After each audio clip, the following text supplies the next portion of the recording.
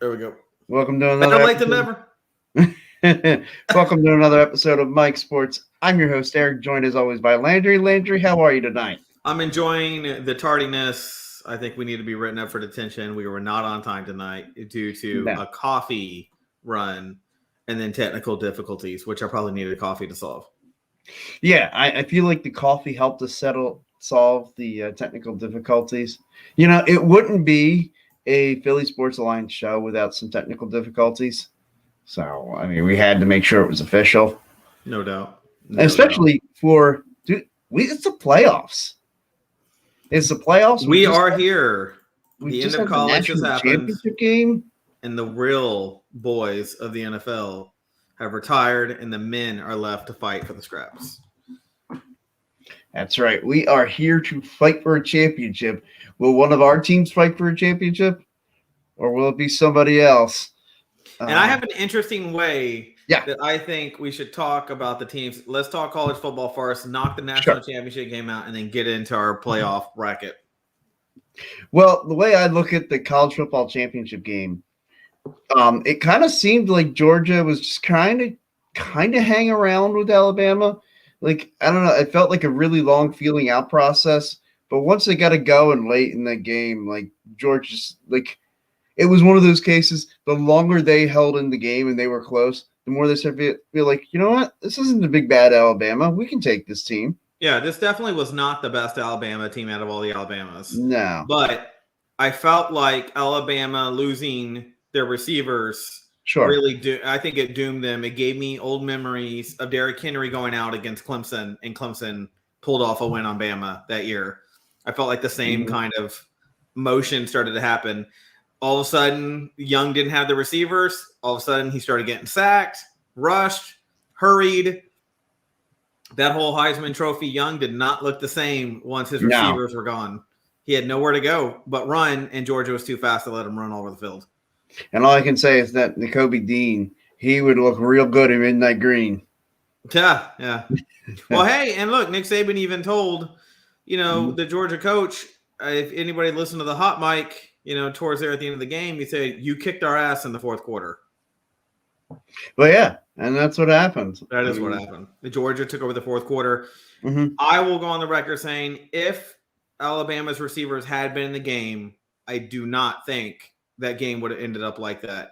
I'm not saying Georgia would have won, but that point spread was probably likely not going to be what the final point spread would have been. How about that take? Yeah.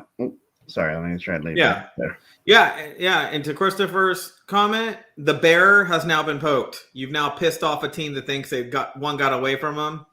And here they come next season. They're going to eat somebody up. I would agree with that too. Like Saban is like, dude, he's one hell of a coach. He's the greatest coach of all time. Like, I mean, there's really no debate. Yeah. How about it? We are living in a time right now where we're watching the greatest quarterback of all time, the greatest NFL coach, I think, of all time, and the greatest college football coach. What a time to be alive. Now, when my man Jim, Harbaugh gets back in the NFL, which he is poking around and said to the NFL, he is open for phone calls. Bring it. Get my boy back in there. I'm not saying he'll pass Belichick up, but he'll go back and get that Super Bowl that he should have never gotten away from on that bad call. And the 2013 Super Bowl Dome in New Orleans, which I was present at. That was a shitty-ass call in that end zone. That was pass interference against the 49ers, no doubt. Yeah, I got to tell you, that was it was a good Super Bowl. The interesting thing with the lights going out, I'm pretty sure that I sat in the blackout. I have the newspaper the next morning delivered to my hotel talking about it, kept it for a souvenir. I have a whole bag of souvenirs.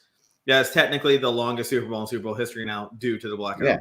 Well, I know you told me that you were venturing around. You had to go to the bathroom. And you saw this big plug, and you said, "Hey, what does this do?" You unplugged it, and all of a sudden the lights went out.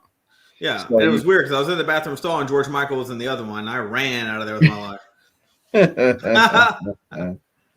Yeah, but I mean that was a great Super Bowl. But look, when it comes to this Bama Georgia thing. Look, Bama was a good team. I'm glad Georgia was a good team. I'm glad Georgia got that win. They're deserving. They've been knocking on the door for a while. Yeah, first national championship. 80 or 81. They would be lying if they said they beat a fully loaded Alabama at their best. They played a crippled Alabama team in that game. I mean, injuries happen; they're part of any game. Like, nobody's gonna make excuses for Alabama. Yeah. Well, exactly. Mm-hmm. But I won't negate when your biggest stars go down, not just a player, but your biggest wide receiver, the guy who put up the most touchdowns against Georgia in the previous game against Georgia, is now out of the game. That's a pretty big deal. Oh, it's definitely a big deal, but I'm just saying, like, either way, Georgia's national champs. It's not going to matter at the end of the day. Oh, yeah. But next year, oof, I'm with Christopher on that. I think you're going to have a mean, growling, saliva foaming from the mouth Alabama who wants revenge on A&M and now wants revenge on Georgia. And now if somebody were to, I guess I could get the Alabama schedule up on my phone for next year, but I believe Alabama and Georgia play each other in the regular season next year. I don't recall, but my deal is everybody who plays Georgia is Alabama's probably going to lose next year. Well, that's what I'm saying. Like, I'm curious as to what an early line on that. I'm going to see if I can find Alabama 2022 schedule.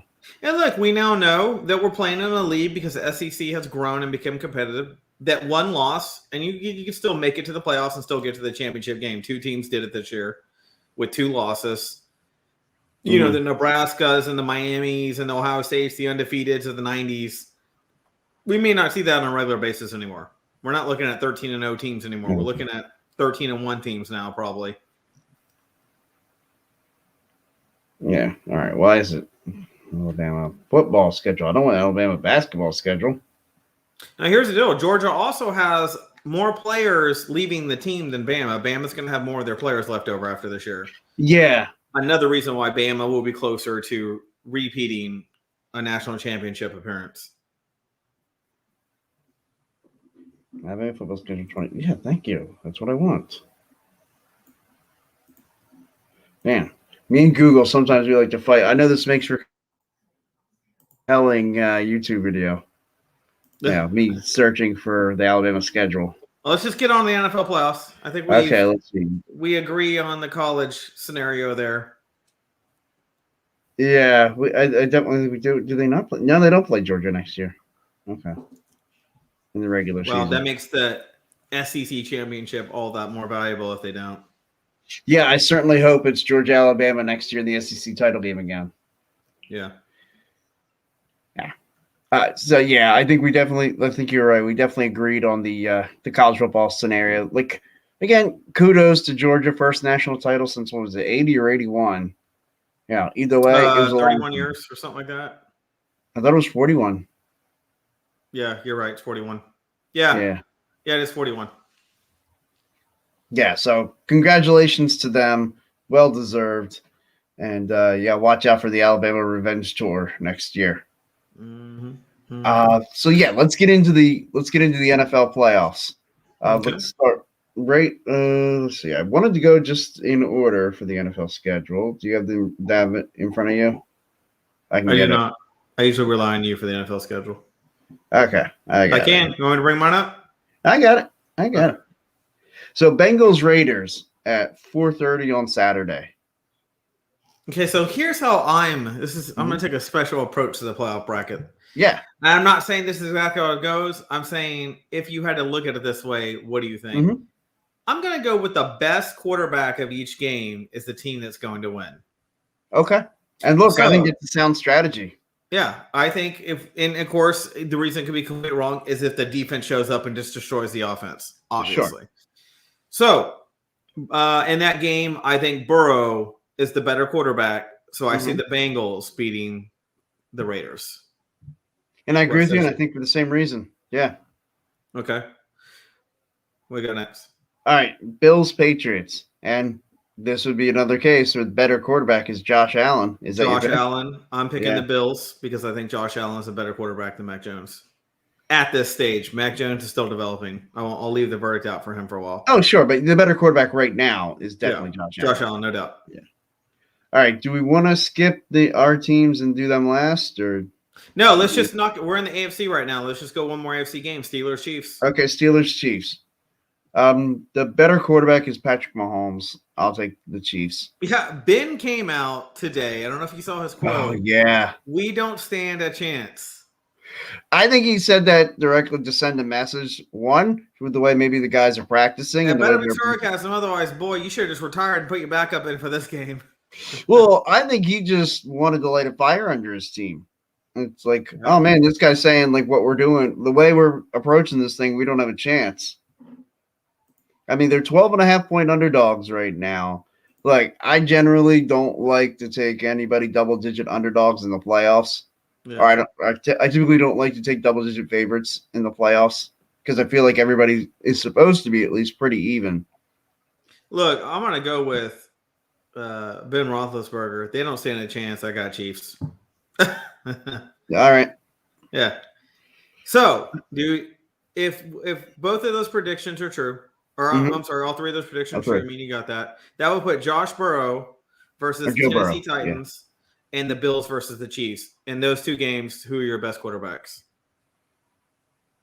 Patrick Mahomes and Joe Burrow. That's who I have too. So that makes an AFC championship of the Bengals and Kansas City Chiefs. Nuts. Could not have thought of that at the beginning of the year. Right. And of course, if the Bengals don't win, all irrelevant. But it's funny. At the beginning of the season, talking with somebody else, I said, I felt like there were three teams that could win the AFC North. The one that won it was the one that I didn't include in that conversation. Yep. Yeah. And it was just because, and it wasn't that I didn't like Joe Burrow and didn't like the Bengals. I just thought it would take them a year to get there. Like, I was on the train of liking. He's come along fast after post-injury too. Surprise! Yeah, good on him. Like, and if it weren't for Dak Prescott and the year he had after the horrific injury he had, I think Joe Burrow would be the comeback player of the year. Probably, yeah. But I think Dak Prescott definitely has to get that award. Yeah, he is. I'm pretty sure he's going to get it. I think the votes are leaning his way. NFC. All right. NFC. Let's break that down now. So, why'd it go away on me? Well, I know. Rams Cardinals. Yeah, Rams Cardinals is Monday night. Who's the better quarterback? How do you feel about the Monday night matchup first? Having Monday night football in the playoffs. I love it. Give me a night game. I'm all about night games, but like Monday night or Sunday night? There's a Monday night. Not a real Monday night guy, but give me some prime time, I'll take it. And that's the only game on Monday, so I'm like, hey, It's giving me another day of football when no other football will be played. I'm still going to take it. Look, I mean, hey, I'm going to watch it. Yeah, it gives me another reason to watch football on a day where typically there would be none, so I love it. I don't like the channel, but I like that it's happening. Mm-hmm. Now, my only thought is, you already know now that whoever wins that game is going into a short week in the playoffs. I don't necessarily love that part of it. Mm-hmm. But like you said, it's another day with football. Suck it up, Buttercup. You'll be all right. I'm going Rams because I think Rams have the better quarterback. Yeah, and it's funny. I think that's one of the more interesting matchups as far as the better quarterback. Matt Stafford, I mean, look, he's the traditional pocket passer, and I've been on the Matt Stafford, bandwagon all year, and so I'm going to stick with it. Kyler Murray, though, he's been playing really well and making me look really smart, saying Arizona Cardinals could be one of my sleeper teams this year. Mm-hmm. So thank you. And while we're on the subject of our sleeper teams, thank you, Chargers, for reminding me why you're the Chargers. Dumbest freaking organization. Why did you call a timeout? The Raiders look like they were pretty much going to give you the Raiders were going to let it go to a tie and put you in the playoffs. In fact, if you read the coach's comments, post-interview, post-game, it sounded like until that timeout was called, they were probably going to let them in. He said, man, that was a discussion on the sidelines. Because look, and I still think what the Raiders should have done was to still come out and run the ball again because and let the clock run out.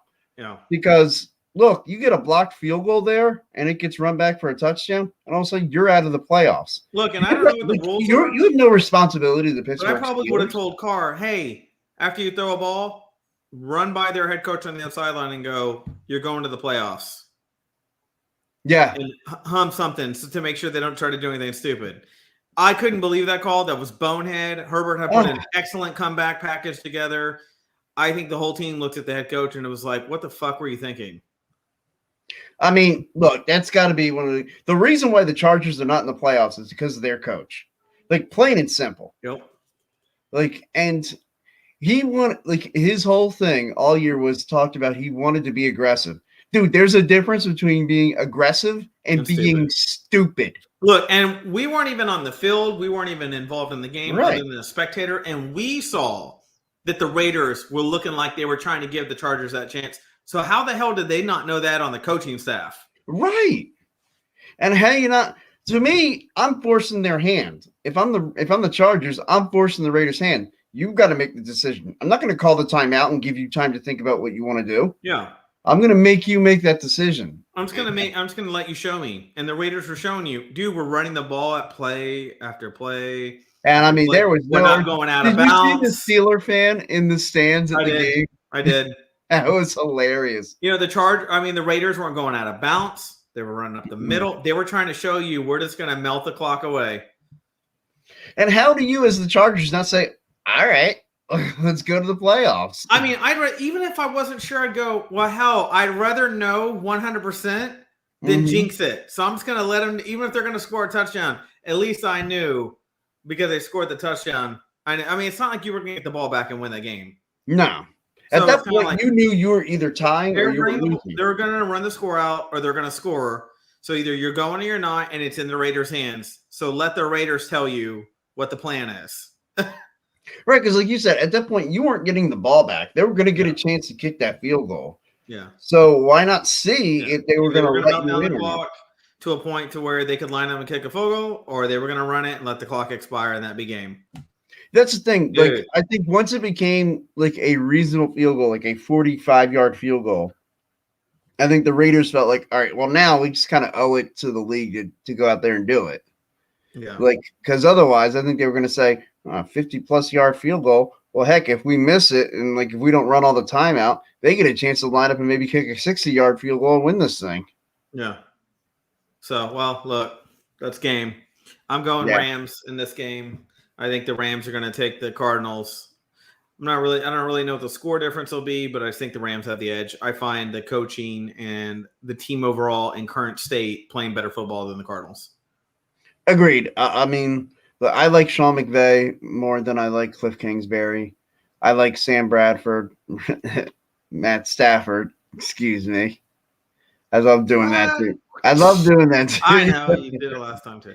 I love Matt Stafford more than Kyler Murray. Yeah. So yeah, I'll give me the Rams. I've been on the Rams all year. Okay, so that moves Stafford into the next slot of quarterbacks. Now we got the San Francisco 49ers and the Dallas Cowboys. Old 1994 blood there. I know. I feel like, wait, aren't they playing a little early? They're supposed to play the NFC title game. That's what they did every year in the early 90s. Got some old blood. I picked San Francisco as my dark horse. I had no idea they would land in my team's lap to play, but I think Dak Prescott is the better quarterback than Jimmy Garoppolo.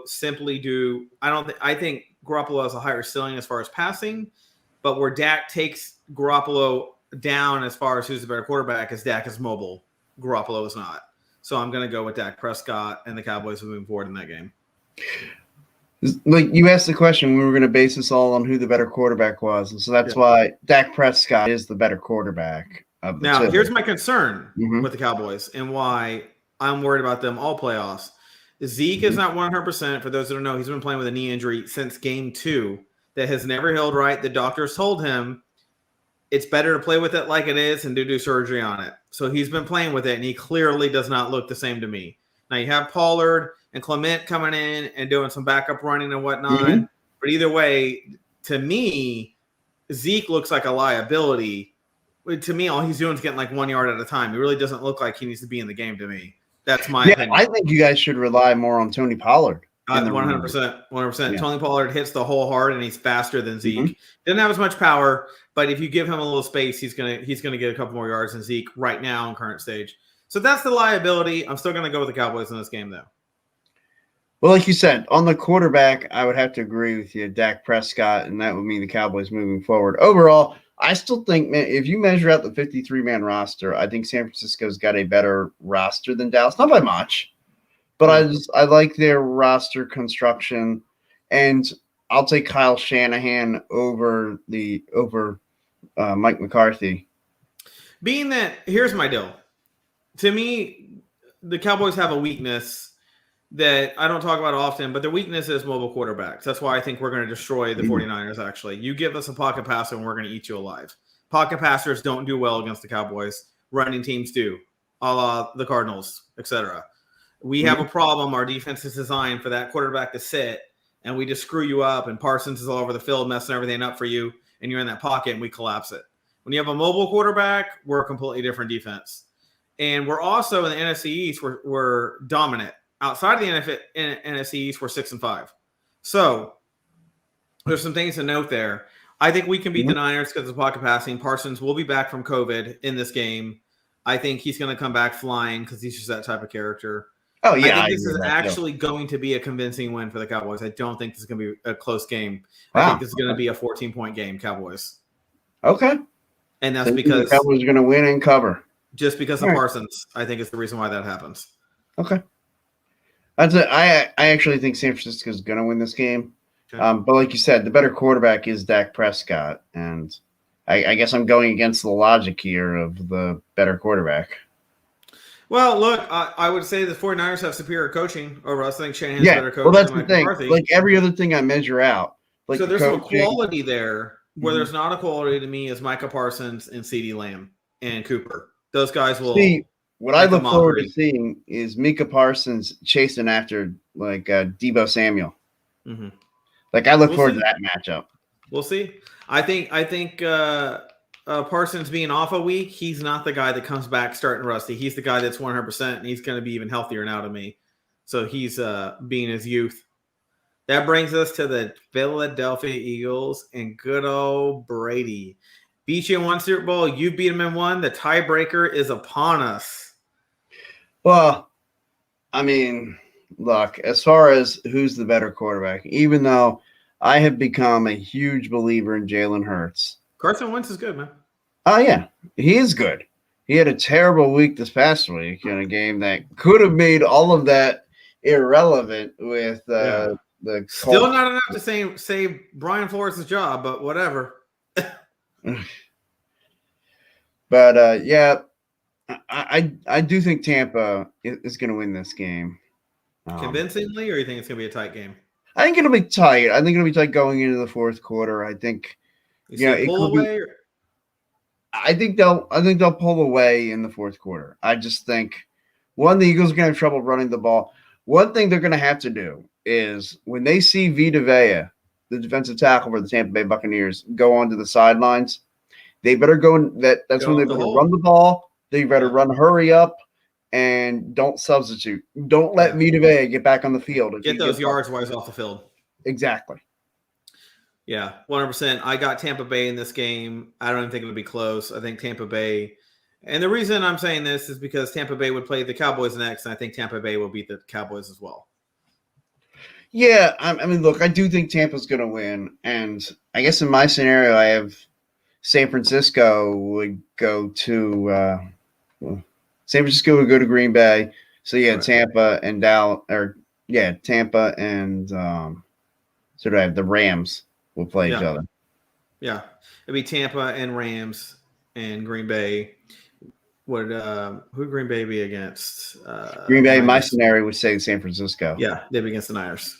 Yeah. So on my version, that would mean I would have, of course, we're talking about the next round would be Green Bay Rams. I have Green Bay beating the Rams, which would have a Brady Rodgers showdown, which I'm going to get Brady will beat Rodgers. They're 3-0 against the Packers. I think they know how to beat the Packers. So I got Brady playing the Chiefs again in the Super Bowl in my bracket.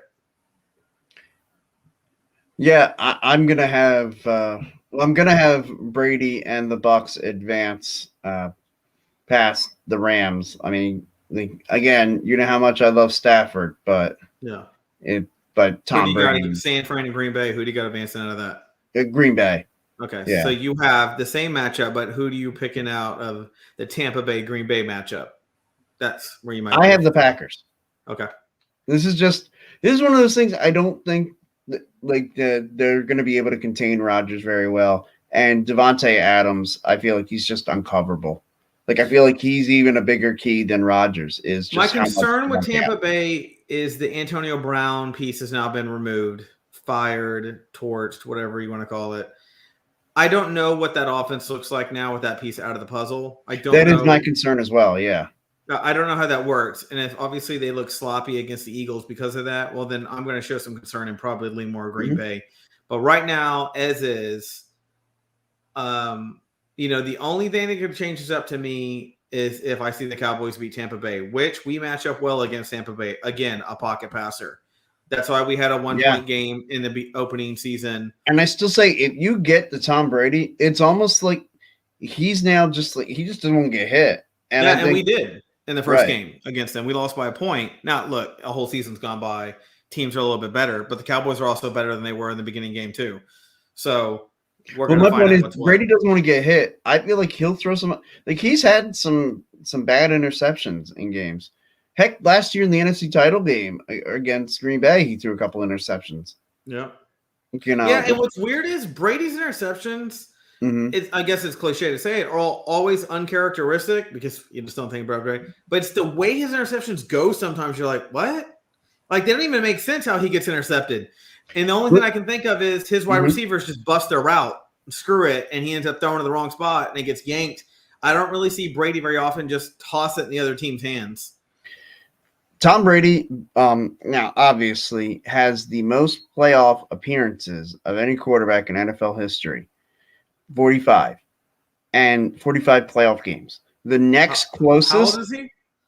How old is Brady right now? Is he 45 or 44? Yeah, I was like, I'm telling you, there's some magic. That's why I said Brady needs to get one more Super Bowl for him to close shop because of the numbers. I think there's like a superstition in there with Brady. He's had 45 playoff games. The next closest, Joe Montana with 23. Yeah, almost double. One more game and it's double. Yeah. And that'll be this Sunday. Yeah. He'll double. I think Brady gets one more. He'd also double the Super Bowls of Joe Montana. Yeah. In those playoffs, Tom Brady 34-11. Like that's called coaching Hall of Fame record. Yeah. I mean, just to give you a little appreciation, I know, look, I know you appreciate how great Tom Brady is, and I know you know how much I appreciate the greatness of Tom Brady. Sure. But, I feel like there are a lot of people who just want to brush it off and say, oh, Spygate, Deflategate. Tom Brady, when they corrected those footballs in that Deflategate game against Indianapolis, had a better second half than he did the first half. Well, here's the other deal. Here's a statistic that'll make you think. Brady has more wins in the playoffs and a better playoff record than the Jets have had in 17 years. That is crazy. The Jets can't even put enough wins together to outpace a playoff record. Not a season, a playoff record. It's ridiculous. It's ridiculous. I can take how many times the Jets have won in regular season in the last 17 years, and their record's worse than Brady's playoff record and less wins in an entire season, 17 years worth. Yeah. And they even had an extra game this year. Yeah. For the Jets, it's more like, damn, we have extra embarrassment time. Can't we just not show up for that? So basically, the only place me and you really differ was in the Rodgers Brady segment. Well, in the Cowboy, yeah, the San Francisco. Yeah. Well, which leads to the Brady Packers thing being different. So I mean, either way, it equals out. Because we both have Green Bay and Tampa in the NFC title. Yeah, because you have Tampa beating 49ers. So in the end, it's the Rodgers Tampa that me and you are really forking off of. Now, look, I was with you at the beginning of the year. If the scenario works or Green Bay plays someone else other than Tampa Bay in the championship, Green Bay is going to win it. Yeah. I just think Tampa knows how to play Green Bay. They got their number. They know what they're doing against them. Yeah, if the Rams beat the Bucks, I am going to run to bet on Green Bay in the NFC title game. Hey, what if the Cardinals beat the Rams? I mean, any given Sunday. Oh, absolutely. Okay, let's talk about it like this. We've gone straight up quarterbacks being like the dominant factor. What games out of those do you think it could still go the other way? Which ones? Let's go back to the AFC. Big Ben, Kansas City. I think both agree. Kansas City either way. Yeah. I feel really confident on the first round matchups in the AFC. The one where I think it could go the other way is, man, that Bill Belichick is a bad man. Yep. He could trip the Bills up. Trip the Bills up. And Allen be out and would be Pats versus Mahomes. Wait, no, wouldn't. Would it? Or would it be no, it Pats would be versus Titans and Bengals go to the Chiefs? Yeah. So the Bengals is the home team. Yeah. Okay. So the Bengals. Can you imagine the Bengals against the Chiefs? Bengals, Chiefs, and then, they'd all be wearing tiger fur after the game. Just an absolute destruction. Yeah, it was Bengals, Chiefs, Patriots, Titans. And how fitting would it kind of be? You know, the Titans were the team that eliminated the Patriots in their last playoff game. Wouldn't it be something then the Patriots go into Tennessee, just like the Titans went into New England and upset the Patriots, if the Patriots went into Tennessee and upset the Titans? Yeah. Look, obviously we can pump out scenarios all day on this. I think our bracket's pretty strong. I'll go with mine where I think there could be a change-up. My change-up is going to be Bills, Patriots, and the AFC could be the change-up match. And in the NFC, I'm actually going to go – and we're going first round here. We can do switchovers next week. Would be actually the Rams falling to the Cardinals somehow. There's something about the Rams every once in a while. They just get slippery. Sure. And they get beat somehow, and you're like, what? And this could be one of those Stafford games. All of a sudden gets colorblind and starts throwing interceptions. Yeah. So I could see that game being flip-flopped. Other than that, I agree with you. Good about the picks. That one makes the most sense. I'll just go the one that we differed on. I could easily see the Cowboys win it. Yeah, look, I mean, I would say when you're playing a team that you don't play often, right? It's in a playoff, like you're not really game time filmed on them. You haven't watched a ton of tape because they're not in your conference. You're not playing them all the time. The Niners are one of those teams for the Cowboys, but I still believe pocket passer teams are basically death when you play us. That's solid logic. Like you said, we're 85% wins again. Had their chance to beat Tom Brady and the Bucks on opening night, and then just throughout the season, you did see that where pocket passers had a real tough time against the Cowboys. Yeah, but on the other end, if we end up playing, Green Bay, if we end up playing, let's say we made Super Bowl and played Mahomes, boy, I would hate to watch us go down in flames against a mobile quarterback too. Now, we did play the Eagles who have a mobile quarterback, and we obviously slaughtered the Eagles in that game. But, look, the Eagles aren't as good, and the Cowboys aren't as good as the Kansas City Chiefs and the Green Bay Packers and Tampa Bay Buccaneers as far as records and playability go. Oh, no. I mean, the Eagles aren't on that level yet. This is a good test, I think, going down and playing Tampa for the Eagles in the first round. Like, this is a spot to really see where you are as an organization. Yeah. And if Jalen Hurts and company are going to level up to the competition. Yeah. And that's what it's going to take. Like, Jalen's going to have to level up. Look, the Cowboys are close. I think Cowboys in the next 3 years are going to capitalize on one of those years or win. They're trending up every year. They're looking good. Parsons obviously immediately, and Dan Quinn being our defensive coordinator has done wonders for the Cowboys. So I think even my nephew, who's a diehard Redskins fan, even he had to tell me, he's like, "Look, man, in all honesty, you guys are on the edge of getting it. You are close." I think you guys are flirting with that line, man. You guys are we're showing up now. Who knows? The Cowboys could get one and then go flat again after that for 10 years. I don't know. Wow. We could fire our head coach. We could fire our star quarterback. You never know. We could be the Eagles, and y'all could be the 90s Cowboys all over again, like y'all did. It's funny. I told my friend, I said, hey, my friend fired his quarterback. That was his first round pick, and then fired his head coach, 2 years after winning the Super Bowl? Yeah. And I said, for the first time, we were late. We were late on something. We fired a Super Bowl winning head coach.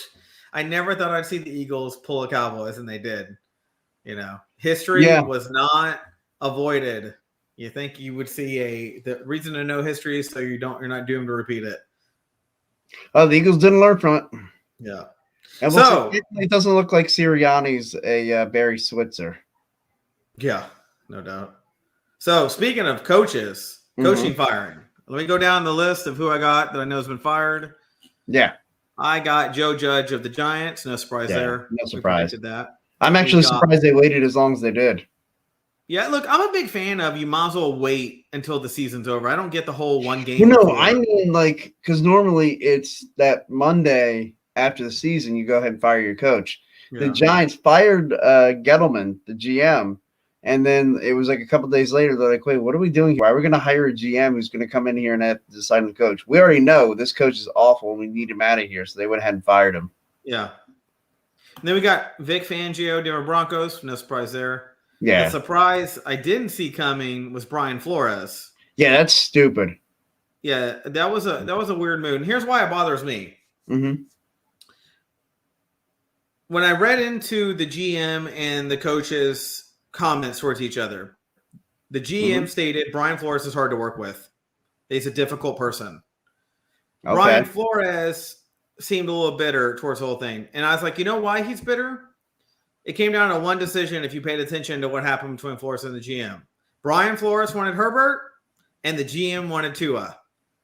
And you got to be pretty bitter sitting in a game, getting your ass kicked, and you got Tua on your team, and you're watching Herbert light it up going, I was right, you were wrong. I have to deal with your bad decisions. And I think that's what made Brian Flores difficult towards the GM. He's like, you screwed it up. Yeah. It could have been. I mean, imagine Herbert on the Dolphins. I know. At least 8 wins minimum probably on that team this year.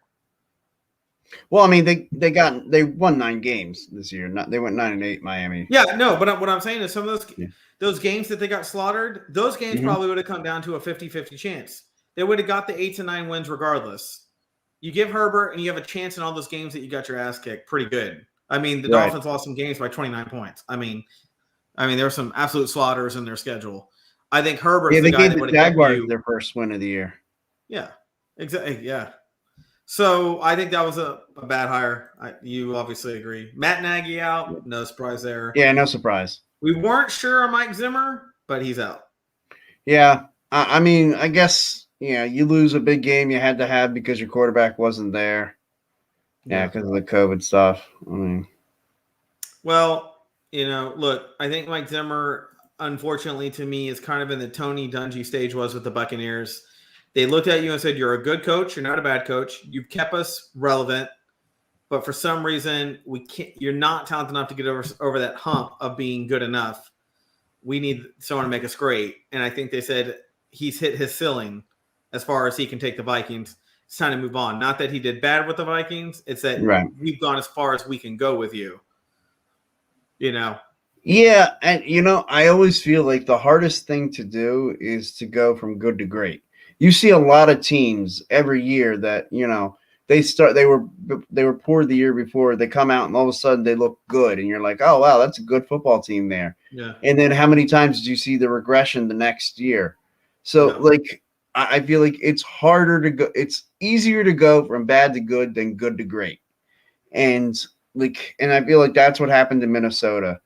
And the Kirk Cousins investment, and people can say what they want. I've always been a detractor of Kirk Cousins.